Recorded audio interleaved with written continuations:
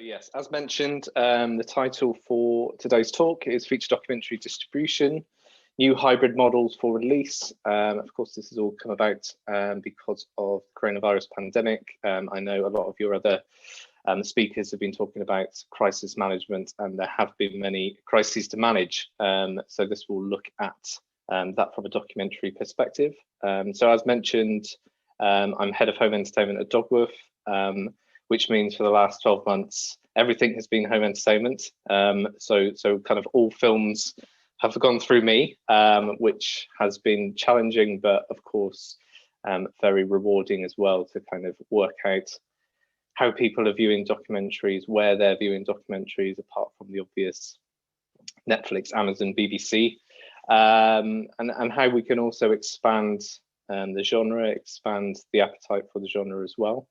And I'm doing so from Dogwoof, who are one of the world's leading documentary sales agents and distributors. I joined Dogwoof in 2014, so I've been there over 6 years now, released well over 100 documentary features in that time, many of which have gone on to win various awards. So Dogwoof kind of prides itself on quality theatrical documentaries. Obviously, the term theatrical documentary at this point in time is quite difficult to define, but I think we would still define it as any documentary that is intended for the big screen. These aren't TV documentaries, these are feature-length docs that have a certain aesthetic, aspire to a certain aesthetic, and want to bring stories from around the world to the big screen rather than just the small screen. So Dogwoof itself, we're London-based, but we're a very global company these days. Started off as purely a distributor across international films and documentaries, but around about 2005, 2006, soon found itself firmly in the niche of documentary features. So far, 26 of our films have been Oscar nominated, 4 wins out of those, and 3 BAFTA winners as well. Films you may have come across over the past few years: Free Solo, which was the big mountaineering documentary, which won BAFTA and Oscar in 2018. Three Identical Strangers, RBG, which went on to get an Oscar nomination, and also The Act of Killing, which was our first BAFTA win for the company. And then recently, last year, we had Honeyland, which was I think the first film to ever get Oscar nominations in both documentary and the international feature strand, something that we're hoping for next week with Collective, our Romanian documentary. And then on top of that, we've also recently released Apollo 11, which was 2019's highest grossing documentary, back when lots of cinemas were open and we were able to get feature documentaries into IMAXs, which was quite the time. And just as a little side note as well, obviously everyone is kind of thinking these days about, in the short term, how to release films digitally, but then also looking ahead about how cinemas and digital releasing can coexist. And Dogwoof was itself credited with the first day and date release for a film called EMR on 25th of July, which was released in cinemas, on demand as well, and also on DVD, back when people bought DVDs of documentaries as well. So that's a little bit about Dogwoof.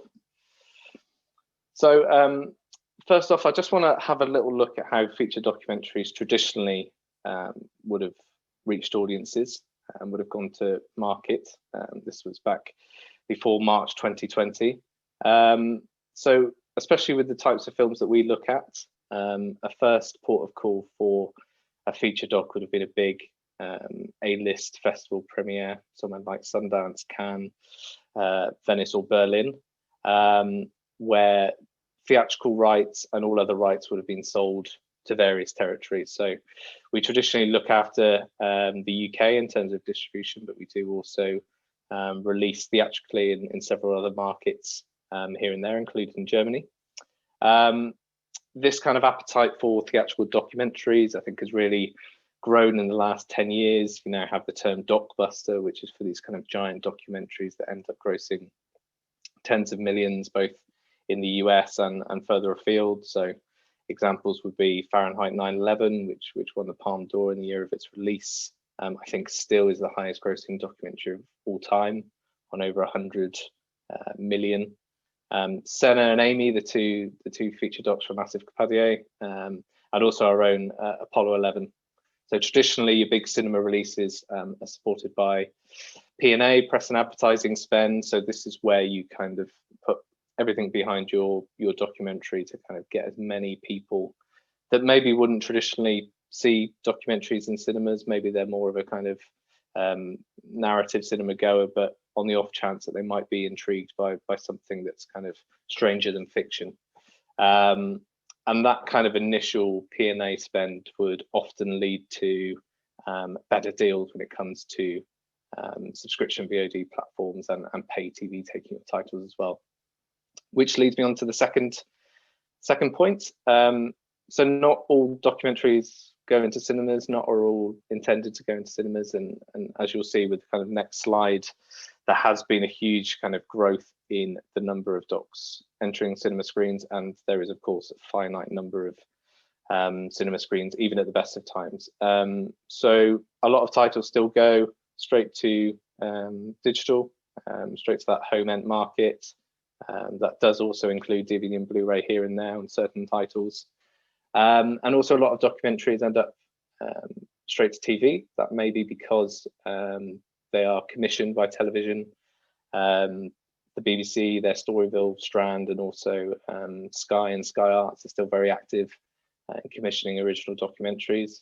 And while some may have a kind of theatrical run, a lot just go straight to the relevant channels.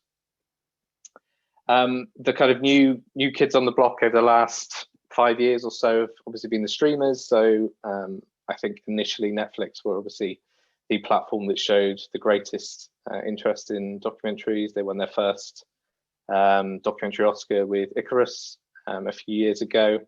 But since then, we have really seen the entire ecosystem kind of investing more in documentaries, showing more interest in documentaries.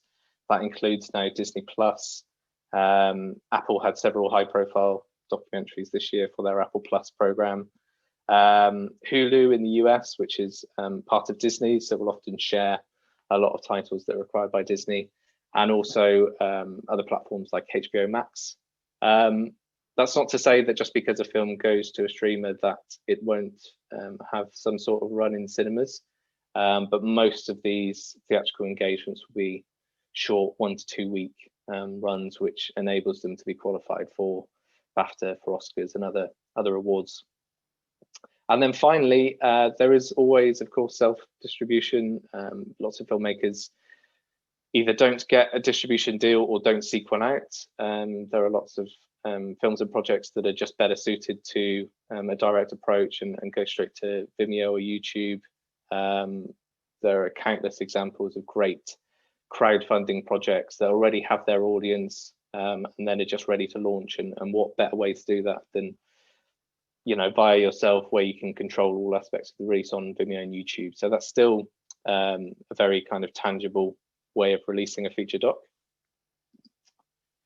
So just on theatrical, this is where we were up until 2019. I don't have the number of feature documentaries released in UK cinemas from 2020, but I would suspect it would be around the 20 to 30 mark. Obviously, cinemas were shut for large portions of last year, and we only were able to get, I think, around 6 or 7 documentaries into cinemas around the various lockdowns. I do expect that to come back. It's not like it was an exponential growth. There are several years where the numbers have gone backwards, but I think, as we know, there is a huge backlog of huge Marvel films and huge Universal films ready to come out. It is going to be harder than ever to get the screen space for documentaries.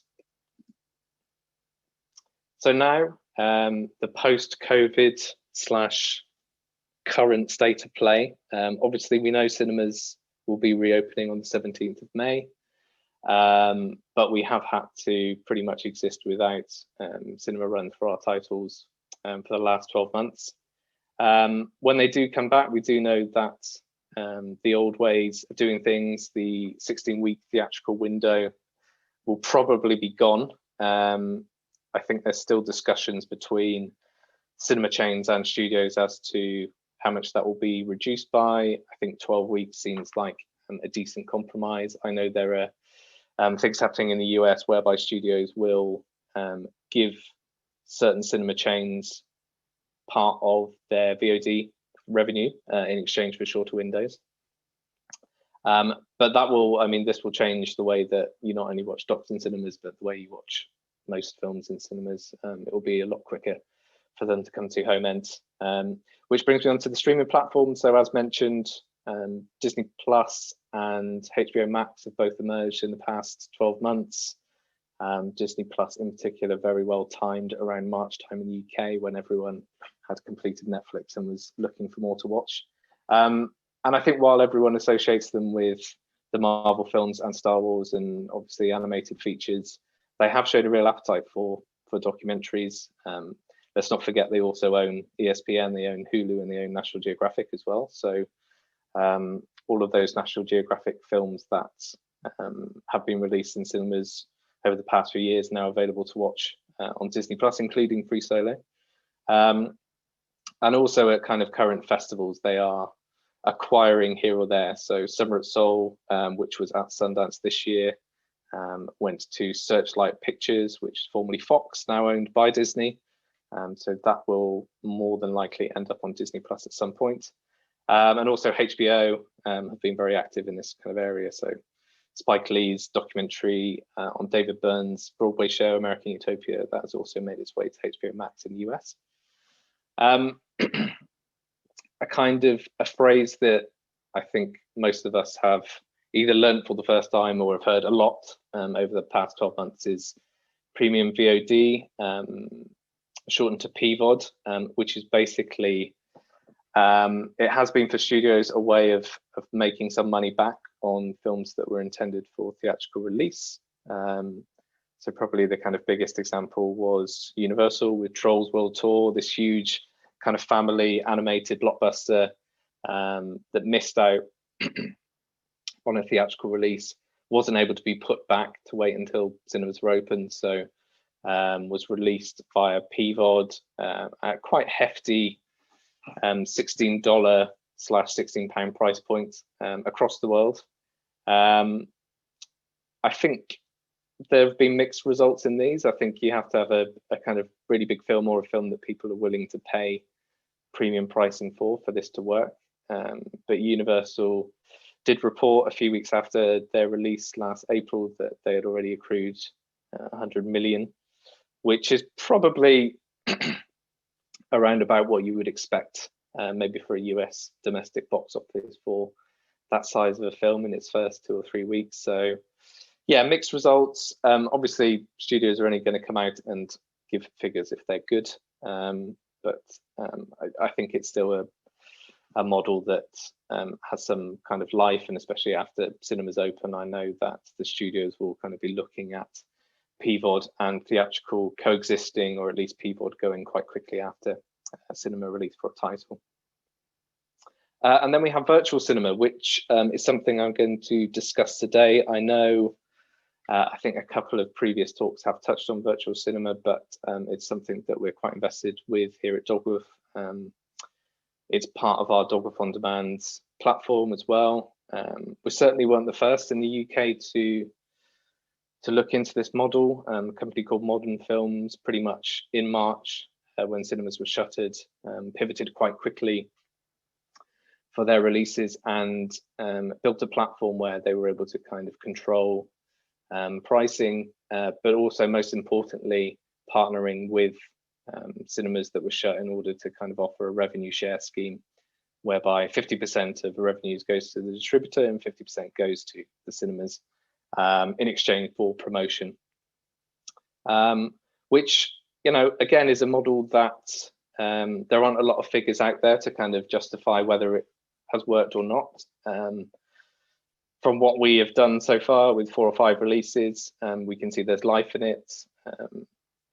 It's not a silver bullet by any means. The UK film industry is around about 1.4 billion behind where it should be, and obviously there will be attempts to get kind of government support even when cinemas reopen, but I think it's always difficult to put all your eggs in one basket and fully trust in government supports for the arts, especially at this point in time. So while Dogwoof On Demand is a platform to watch around about 180 of our titles, very similar in some ways to Amazon, iTunes, or Netflix in terms of what's on offer, we wanted to have a bigger idea for the platform, to be able to kind of use it to supplement the cinema experience, to be able to offer events, create curated virtual programs, unique screening experiences and Q&As, which we've obviously been missing over the last 12 months. So the idea is to bring our latest day and date releases to audiences across the UK. This is very much in keeping with the day and date releasing strategy that we started in 2005.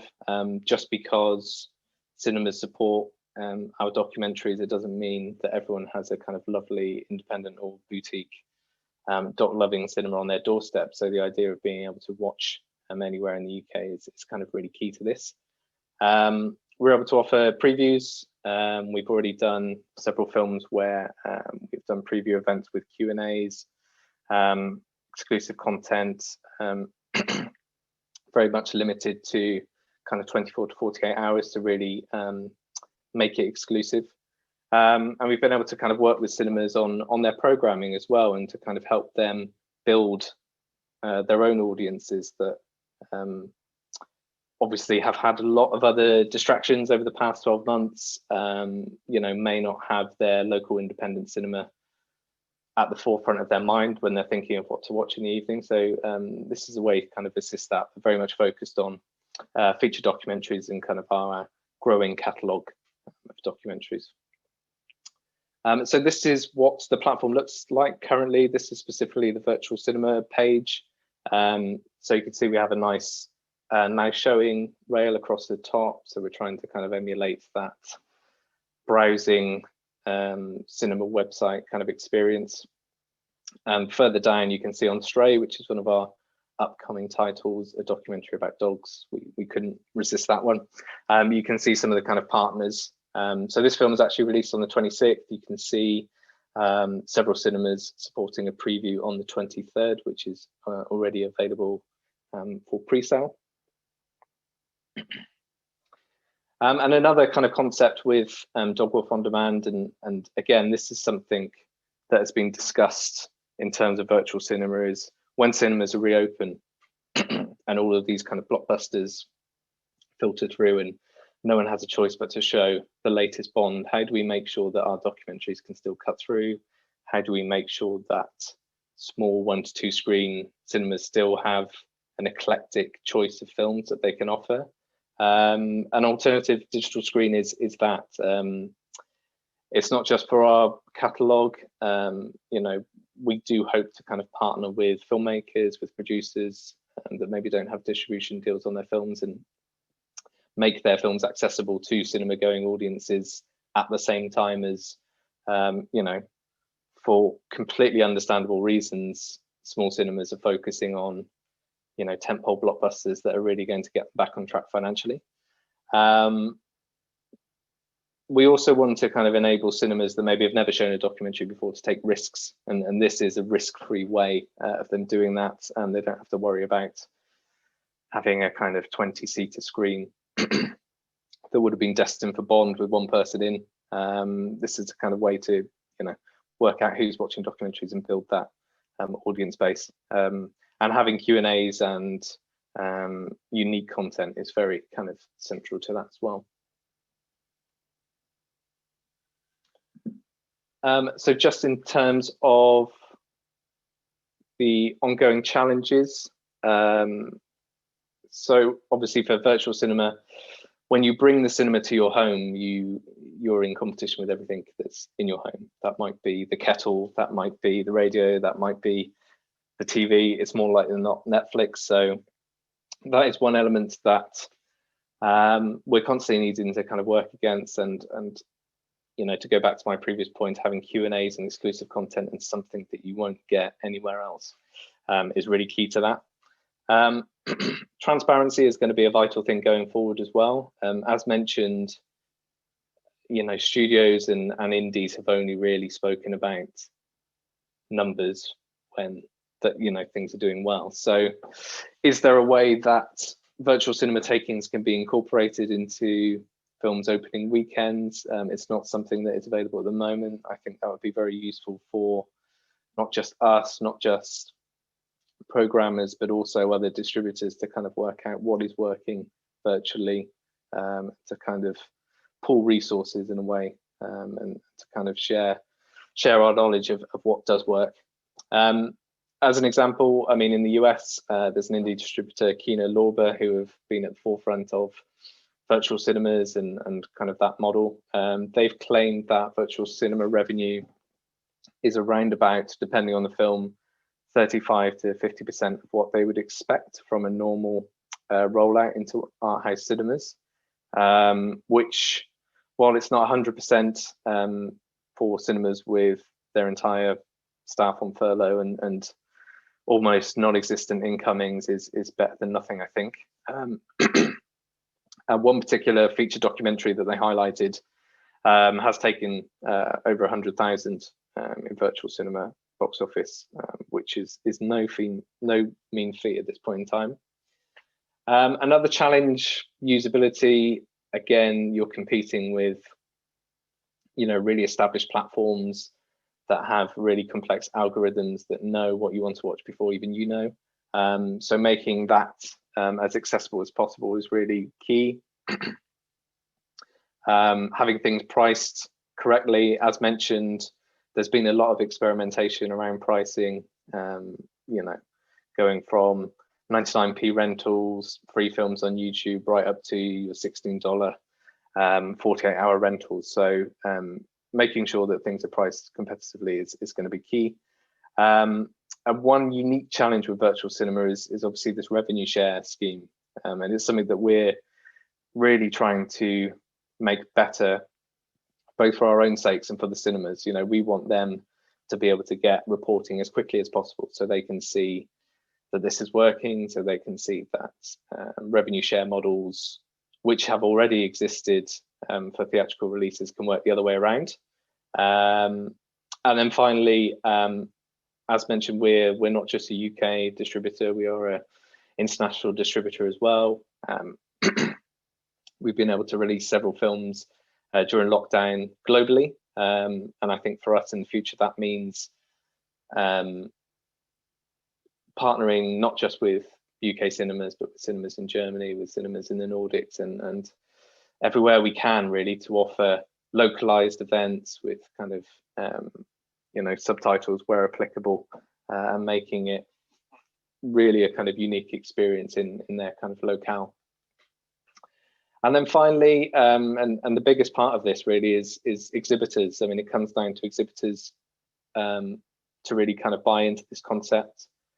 This isn't a zero-sum game whereby, just because virtual cinema takings go up, your physical screenings go down. But there is an awareness that even when things reopen on the 17th of May, there will still be social distancing guidelines. You're not going to have packed cinemas from day one.